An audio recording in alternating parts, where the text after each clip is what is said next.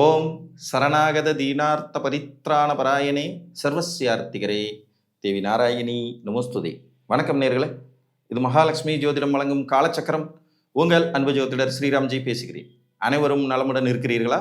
நன்றாகத்தான் இருப்பீர்கள், நன்றாக இருக்க வேண்டும். இன்றைய காணொளியில் நாம் காண இருப்பது உங்கள் லக்னாதிபதியின் 9 குணங்கள். இதன் தலைப்பு.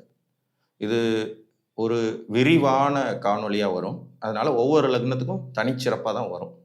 ஸோ அந்த வகையில் இன்றைக்கு மேச லக்னம், உங்கள் லக்னாதிபதியின் 9 குணங்கள். இதில் மேச லக்னம் அப்படிங்கிறது ஒரு லக்னம் தான். காலபுருஷனுடைய 1வது வீடு, செவ்வாய் இந்த வீட்டின் ஆட்சி அதிபதி. இந்த செவ்வாயினுடைய குணங்கள் தான் பெரும்பாலும் பிரதிபலிக்கும் அப்படின்னாலும் கூட இவருக்கு உள்ள 9 உட்பிரிவுகள் இருக்கு. இது நவாம்ச சக்கரத்தில் தான் வெளிப்படும்.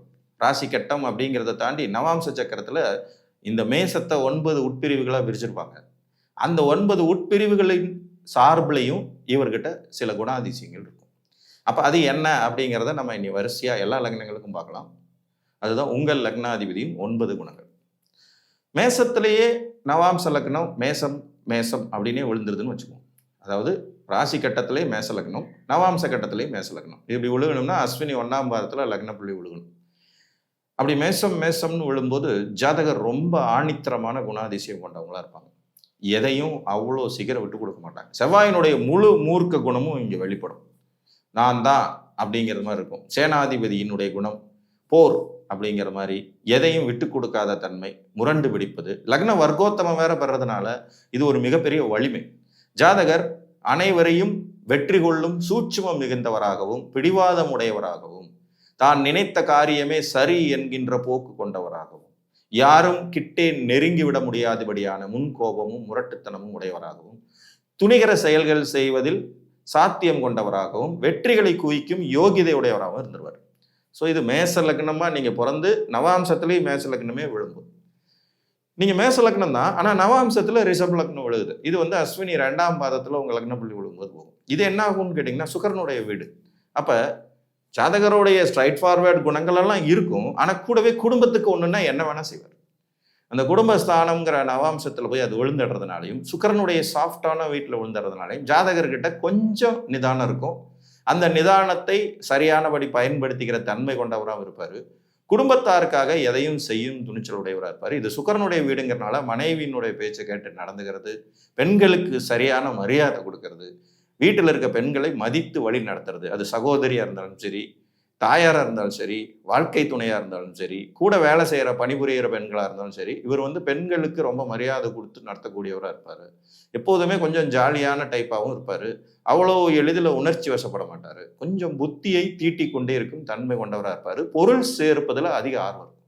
ஏன்னா தனஸ்தானத்தில் விழுந்துருது இல்லையா நவாம்ச லக்னம். ஸோ பொருள் சார்ந்த விஷயங்கள்ல உணர்ச்சி வசப்பட்ட நிலையில தப்பெல்லாம் பண்றது ரொம்பவுமே கம்மியா இருக்கும். அதுக்கடுத்து பார்த்தீங்கன்னா மிதுனத்தில் போய் உங்க நவாம்ச லக்னம் விழுது. மேச லக்னம் தான், ஆனால் மிதுனத்தில் போய் நவாம்ச லக்னம் விழுது. அதாவது அஸ்வினி 3ஆம் பாதத்தில் லக்ன புள்ளி விழுகும்போது இது நடக்கும். நீங்க ராசி கட்டத்தையும் நவாம்ச கட்டத்தையும் வச்சு பார்த்தீங்கன்னா நான் என்ன சொல்ல வரேங்கிறது ஈஸியாக புரியும். ராசியில லக்னம்னு ஒன்று போட்டிருப்பாங்க, நவாம்சத்தில் இன்னொரு லக்னம் போட்டிருப்பாங்க இல்லையா, அதோட கம்பேரிசம் இது. இது நம்மளுடைய குணபேதங்களை பிரித்து காட்டக்கூடிய இன்னொரு சூட்சம். ஜோதிடம்ங்கிறதே 1000 சூட்சுமங்கள் உள்ளடக்கியது, அதில் இதுவும் ஒன்று. இப்போ மிதுனத்தில் போய் நவாம்ச லக்னம் விழும்போது பார்த்தீங்கன்னா இது காலபுருஷனுடைய 3ஆம் வீடு, தொடர்புகள் ஸ்தானம். தொடர்புகள் ஸ்தானம் இது புதனுடைய வீடுங்கிறதுனால ஜாதகர் கொஞ்சம் முன்னுக்கு பின் முரணான ஆளாக இருப்பார். இவர் வலது பக்கம் போவாரா இடது பக்கம் போவாரான்னு கடைசி வரைக்கும் தெரியவே தெரியாது. கொஞ்சம் நட்பு வட்டாரத்துக்கு அதிக முக்கியத்துவம் கொடுக்குற நபராக போயிடுவார். ரிஷபத்தில் நவாம்ச லக்னம் விழும்போது குடும்பத்துக்கு முக்கியத்துவம் கொடுக்குறவராக இருக்கிறவர். மிதுனத்தில் நவாம்ச லக்னம் விழும்போது பார்த்தீங்கன்னா ஃப்ரெண்ட்ஸ் சேர்க்கை, தொழில்நுட்பம், தொடர்புகள், இந்த தொடர்புகளுக்காகவே என்ன வேணாலும் செய்யறதுங்கிறது மாதிரியான. அதாவது மேசம் ஒரு தீவிரமான லக்னம், செவ்வாய் ஒரு தீவிரவாதி, தீவிரமான கிரகம். அந்த தீவிரத்தை அவங்க எதில் காட்டுறாங்க அப்படிங்கிறது தான் அந்த பிரிவு, உட்பிரிவில் 9 குணங்களில் தனித்தனியாக வரக்கூடியது. அப்போ மிதுனத்தில் போய் நவாம்ச லக்னம் விழும்போது பார்த்தீங்கன்னா இவங்க தொடர்புகள், நண்பர்கள், இளைய துணை, அறிவு சார்ந்த விஷயங்கள், எழுதுதல், இயங்குதல், இயக்குதல், இந்த மாதிரியான விஷயங்கள்ல இவங்களுடைய எண்ணங்கள் அதிகமாக போகும். நிறைய பிரயாணம் பண்ணணும்னு ஆசைப்படுவாங்க. நிறைய ஆடை ஆபரணங்கள் வாங்கி குவிப்பாங்க. பொதுவாக மேச லக்னத்தில் பிறந்து நவாம்சம் மிதுனத்தில் விழுகிறவங்க பார்த்தீங்கன்னா காது குத்திக்குவாங்க, காதில் தோடு போட்டுக்குவாங்க. ஆண்களாகவே இருந்தாலும் நிறைய ஆபரணங்கள் அணியறதுக்கு உதவி புரிவாங்க. இவங்களுக்கு பார்த்தீங்கன்னா பண்ட பாத்திரம் எல்லாம் சுத்தமாக இருக்கணும், தொடர்புகள் சரியாக இருக்கணும், இவங்களுடைய ஆர்டர்ஸை கேட்டு நடக்கிறதுக்கு நிறைய ஃப்ரெண்ட்ஸு சகோதர உறவுகள் எல்லாம் இருக்கணும்னு நினைப்பாங்க. அதிகமான பிரயாணத்தில் ஆனந்தம் அடையும் தன்மை கொண்டவங்களா இருப்பாங்க. அடுத்து மேச லக்னம் நவாம்சத்தில் கடகத்தில் போய் லக்னம் விழுது. இது கடகத்தில் விழும்போது என்ன ஆகுதுன்னு கேட்டிங்கன்னா, இது ஒரு அருமையான அமைப்பு. ஏன்னா இதுவும் சரலக்னம், அதுவும் சரலக்னம்னு ரெண்டும் பவராக வந்துடும். கடகம் வந்து சந்திரனுடைய வீடு, தாயாதி வர்க்கத்தின் சொத்துக்கள் அனுபவிப்பது, சுகபோகங்கள் அதிகமாக திளைத்திருப்பது, நிலைத்த பதவி பெறணுங்கிற வெறி கொண்டவர்களாக இருக்கிறது, பட்டம் பதவி அதிகார அந்தஸ்தை விரும்பி அதை நோக்கி போகிறது, நிறைய விவசாய நிலங்கள் வாங்கி குவிக்கிறது, விவசாயம் பண்ணணுங்கிறதுல உள் மனதில் ஒரு ஆர்வம் இருந்துக்கிட்டே இருக்கிறது, நீர் சம்பந்தப்பட்ட தொழில்களில் இவங்க லாபம் பெறுறது, கால்நடை வளர்ப்பில் அதிக பிரியமாக இருக்கிறது. நீங்கள் மேச லக்னம் கடகத்தில் நவாம்ச லக்னம் விழுந்தவங்க பாருங்க, வீட்டில் பெட்டு வளர்ப்பாங்க, கம்பல்சரி வளர்ப்பாங்க. வளர்க்கலைன்னா அவங்களுக்கு அது இதே இருக்காது. 2 நாய் இருக்குங்க ராஜபாளையம், எங்கேயுமே போக முடிய மாட்டேங்குது அப்படின்னு பெருமையாக சொல்லிக்குவாங்க. அதே மாதிரி கால்நடைகள் மூலமாக ஆதாயம் அடைகிறது, தாயாரை போற்றி வணங்குவது, தாயாதி வர்க்கத்தின் மூலமாக சொத்து சுகங்களை அனுபவிக்கிறது, உயர்கல்விக்கு ஆசைப்படுறது, படிப்பு வந்து வாழ்க்கையை மாற்றுங்கிறத தீர்க்கமாக நம்புறது, தனது பேர்லேயே நிறைய பூமி இடங்கள் வாங்குறது, காம்ப்ளெக்ஸ் கட்டி வாடகை கொடுறது. இந்த மாதிரி இது ஒரு அருமையான அமைப்பு. மேச லக்னத்தில் பிறந்து நவாம்சம் கடக லக்னமாக விழுந்தோன்னா ரொம்ப அருமையான யோகம் அப்படின்னு கூட இதை எடுத்துக்கலாம். இதுவே நவாம்ச லக்னம் சிம்மம் விழுகுது, மேசத்துல தான் பிறந்திருக்கீங்க, பரணி 1ஆம் பாதத்துல லக்ன புள்ளி விழுகுது, நவாம்சம் சிம்மத்துல போயிடுது, அதிகாரம் வெறியே வந்துடும், பூர்வீகத்தை அதிக மதிப்பாங்க, கௌரவத்துக்காக உயிரையே கொடுப்பாங்க, உயிரையும் எடுப்பாங்க, 2 வேலையும் செய்யக்கூடிய அமைப்பு இது.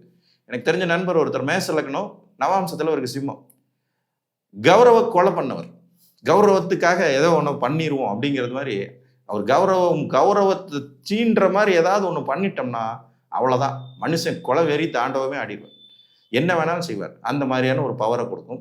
அரசியலில் வெற்றி பெறுவதற்கு இது ஒரு அற்புதமான அமைப்பு. மேசமும் சிம்மமும் மிக்ஸ் ஆகி வரும்போது, ஒரிஜினல் லக்னம் மேசம், நவாம்ச லக்னம் சிம்மம், அரசியலில் வெற்றி பெறுவது, அதிகார பதவி பெறுவது, தகப்பனாரே ரொம்ப பவர்ஃபுல்லான ஆளாக இருப்பாங்க, அரசியல் வெற்றி மற்றும் அரசு வேலையில் வெற்றி, அரசியல்வாதியாக ஜெயிக்கக்கூடிய வாய்ப்புகள், எம்எல்ஏ எம்பி மாதிரியான ஜாதகங்களுக்கு இந்த அமைப்புகள் பொருந்தி வரும். பூர்வீக சொத்து நல்ல அருமையான அமைப்பில் கிடைக்கும். பூர்வீக சொத்தை வச்சு வாழும் யோகிதை உடையவர்களாக இருப்பாங்க. கௌரவம் புகழ் தான் பிறந்த இனத்தை துளியும் விட்டு கொடுக்க மாட்டாங்கிறது மாதிரி இருக்கும். ஸ்ட்ரைட் ஃபார்வர்டு, மூஞ்சிக்கு நேரம் யாராக இருந்தாலும் கிழிச்சு தொங்க விட்டுருவாங்கிறது மாதிரியான ஒரு அமைப்பு. அவங்க அப்பாவும் அதே மாதிரி தான் இருப்பார், ஜாதகரும் அதே மாதிரி தான் இருப்பார். அடுத்தது கன்னியில் போய் நவாம்ச லக்னம் விழுகுது. இது கொஞ்சம் மைனஸ்ன்னு தான் சொல்லணும். நீங்கள் மேச லக்னமாக பிறந்துட்டு கன்னியில் போய் நவாம்ச லக்னம் விழுகுதுன்னா பரணி 2ஆம் பாதத்தில் லக்ன புள்ளி விழுகுதுன்னு அர்த்தம். இது அவ்வளோ சிறப்பான ஒரு அமைப்புன்னு சொல்லிட முடியாது. ஜாதகருடைய எண்ணம், செயல், சிந்தனை எல்லாமே கடன், நோய், எதிரியை சமாளிக்கிறதுக்கே வாழ்நாள் முழுக்க ஓடி போயிடும். ஜாதகருக்கே தீராத நோயோ கடனோ பிரச்சனைகளோ இருக்கிறதுக்கான வாய்ப்புகள் உருவாகும். அது அவர் சமாளிக்கிறதுக்கே லைஃப் லாங்கும் போராடிட்டு இருக்கிற மாதிரியான சூழ்நிலைகள் ஏற்படும். எப்போதும் ஏதாவது ஒரு இனம் பிரியாத கவலை மனசுக்குள்ள ஆட்டிக்கிட்டே இருக்கும். அறிவுசார் விஷயங்கள்னால ஜாதகர் ஏமாற்றப்படுவதற்கு நிறைய வாய்ப்பு இருக்கும். இந்த மாதிரி அமைப்பு உள்ளவங்க தான் சொத்தை ஏமாந்துருவாங்க. யார்கிட்டையாவது எங்கேயாவது கையெழுத்தை போட்டு அது வந்து பிடிங்கிட்டு போயிடுறது. சொந்த பந்தங்களே மாமன் மையத்தினன் அத்தை உறவு இவங்கெல்லாம் வந்து கேஸை போட்டு இவங்ககிட்ட இருந்து சொத்து பிடிங்கிறதுங்கிற மாதிரி இருக்கும். உடம்புல தீராத பிரச்சனைகள் ஏதாவது இருந்துகிட்டே இருக்கும். கடன் வாங்கிட்டா திருப்பி கட்ட முடியாத சூழ்நிலைகள் ஏற்படுறது. ப்ளஸ் கடன்காரங்களுக்கு பயந்துகிட்டே இருக்க வேண்டியது. இது மேசத்திற்கு உண்டான அந்த கம்பீரத்தை குலைக்கும் வீடாக, அதாவது குறைத்து விடும் வீடாக, ரொம்பவுமே வந்து ஒரு மாதிரி மன சஞ்சலம் தரக்கூடிய வீடாக போயிடும். அதுக்கடுத்து பார்த்தீங்கன்னா மேச லக்னம் துலாத்தில் நவாம்சம் விழுகுது. துலா லக்னமாக நவாம்சம் விழுகுது அப்படிங்கும்போது பார்த்தீங்கன்னா அது 7ஆம் இடம். சமுதாய பணியாற்றும் தன்மைகளை கொடுக்கும். வாழ்க்கை துணை குடும்பத்தாரை ரொம்ப அனுசரித்து போகக்கூடிய அமைப்பை தரும். சமுதாயத்துக்கு ஏதாவது ஒரு சாதனை புரிபவர்களாக வருவாங்க. அவங்க வந்து நிறைய சொத்து சேர்க்கும் அமைப்பு, மனைவியின் பேரில் தொழில் தொடங்கி அதை சக்ஸஸ்ஃபுல்லாக நடத்தக்கூடிய வாய்ப்புகளை பெறுவார்கள். கூட்டுத் தொழிலில் ஆதாயம் பெறுவாங்க. கூட்டாளிகள் சேர்த்துக்கிட்டு அதன் மூலம் வெற்றி பெறும் அமைப்பு இருக்கும். நிறைய பிரயாணம் பண்ணுவாங்க. ஏற்றுமதி இறக்குமதி சார்ந்த தொழில்களில் வெற்றி அடையும் யோகிதைகளை கொடுக்கும். மேச லக்னம் நவாம்சத்தில் துலா லக்னம் விழுகுது. இது வந்து பரணி 3ஆம் பாதத்தில் வரும். இது ஆக்சுவலாக பரணி வந்து சுக்கிரனோட நட்சத்திரம். அந்த 3ஆம் பாதம் சுக்கிரனுடைய வீட்டிலேயே வந்துடுறதுனால இது ஒரு அருமையான அமைப்பாக இருக்கும். இதன் மூலம் வளர்ச்சி, முன்னேற்றம், யோகங்கள் எல்லாம் திருமணத்துக்கு பிறகு நடக்கும். கூட்டுத்தொழிலையும் பயங்கர ஆதாயம் இருக்கும். இந்த மாதிரி அமைப்பு உள்ளவங்க பார்த்தீங்கன்னா பெரிய பிஸ்னஸ் மேனாக இருப்பாங்க. செமையான கூட்டாளிகள் இருப்பாங்க. கோடிக்கணக்கில் இவரை நம்பி காசை போட்டு அவங்க சும்மா உட்காந்துட்டு இருப்பாங்க. இவரே சம்பாரிச்சு கொடுத்து நல்ல வளர்ச்சி அடைய வைக்கக்கூடிய தன்மை கொண்டவராக இருப்பார். இது ஒரு நல்ல அமைப்புன்னு சொல்லலாம்.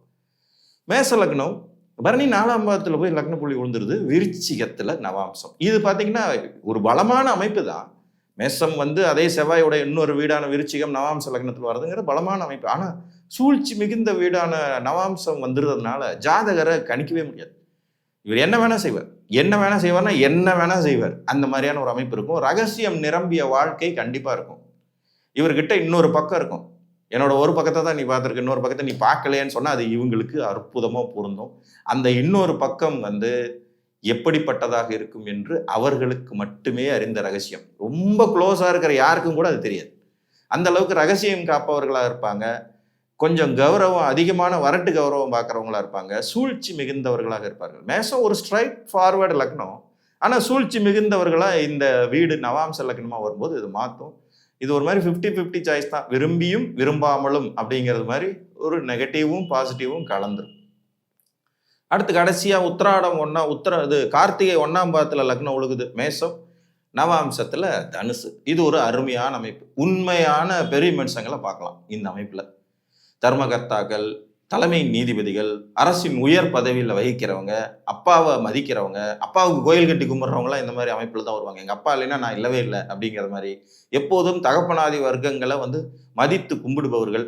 அப்பாலாம் இல்லைன்னா பெரியப்பாவையே அவ்வளவோ மதிப்பாங்க. பெரியப்பா சித்தப்பா சொல்கிற வார்த்தைகளை மீறாமல் நடந்துக்கிறது, உண்மையான பெரிய மனிதத்தன்மையை வெளிப்படுத்துறது, சமுதாயத்துக்கு ஒன்றுனாலும் சரி குடும்பத்துக்கு ஒன்றுனாலும் சரி முதல்ல போய் முன்னாடி நிற்கிறது, எல்லாருக்கும் ஒரு நல்ல ஆலோசனை வழங்கக்கூடிய குருமார்கள் மாதிரி செயல்படுறது, வாக்கியம் மிகுந்தவர்களாக இருக்கிறது, அதிர்ஷ்டம் உடையவர்களாக இருக்கிறது. ஊரில் பெரிய மனுஷங்கன்னா இந்த அமைப்பு தான். அவங்கள கூப்பிட அவங்க இல்லாமல் பஞ்சாயத்து இல்லைன்னு பஞ்சாயத்து தலைவர்களாக இருக்கிறது, சட்ட சிக்கல்களுக்கு சரியான ஐடியா கொடுக்கறது, சட்டசபைக்கு போகிறதுக்கான யோகிதைகள் வருது. இது மாதிரி நிறைய நல்ல விஷயம் இருக்கும். ஸோ மேசத்தில் நீங்கள் லக்னமாக பிறந்து தனுசில் நவாம்சம் விழுகுதுன்னா அதுவும் ஒரு அதிர்ஷ்டகரமான அமைப்பு. அதாவது சிம்மத்தில் விழுகும் போதும் தனுசுல விழுகும் போதும் மேசத்திலேயே விழுகும்போது ஒரு சிறந்த அமைப்பு, கடகத்தில் விழும்போது ஒரு அற்புதமான அமைப்பு, ரிஷபமும் துலாமும் ஓகே நல்ல நிலை அப்படிங்கிறது மாதிரி தான் போயிடும். மிதுனமும் கன்னியும் அவ்வளோ சிறப்பில்லை, ஒரு மாதிரி சுமாரான பலன்னு சொல்லலாம். விருச்சிகம் ஜாதகரை மிக பெரும் வெற்றியாளராக உருவாக்கும், ஆனால் ரகசியம் நிரம்பியராகவும் மாற்றும் என்று கூறி வரும் காணொளிகளில் ஒவ்வொரு லக்னத்துக்கும் இந்த நவாம்ச குணங்கள் எப்படி இருக்குங்கிறத வரிசையாக பார்க்கலாம்.